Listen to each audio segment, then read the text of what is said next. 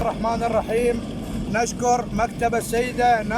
نازك مهدي غريب أم فاطمة على جهودها المبذولة لإيصال الخدمات إلى أهلها المواطنين، ونشكر السيد الحاج أبو فاطمة المحترم مدير مكتب السيدة نازك مهدي غريب على إيصال التبليط إلى مناطقنا،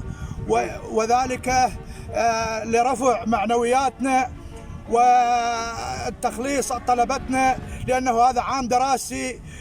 تدري المنطقة غير مبلطة والمدارس بعيدة عنا شوية وما يقدر يروحون بهشته، وإحنا نشكرهم جزيل الشكر والاحترام والامتنان إلى السيدة مكتب السيدة نازك مهدي غريب، ونشكر الأخ أبو فاطمة منصور عويد على جهودها المبذولة لنا وإيصالها إلينا وإلى احتياجاتنا، ونشكرهم جزيل الشكر والاحترام والتقدير. صادقون قولا وعملا، صادقون قولا وعملا، ونعم من ابو فاطمه ومن مكتب السيد نازك وكفوا منا السيد نازك وكفوا منا ابو علي الساعدي تسهيل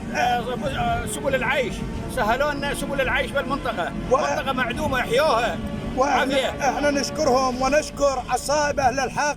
ونشكر السيد ابو علي الساعدي، ونشكر جميع من يسعى ويصلنا ويسمع صوتنا،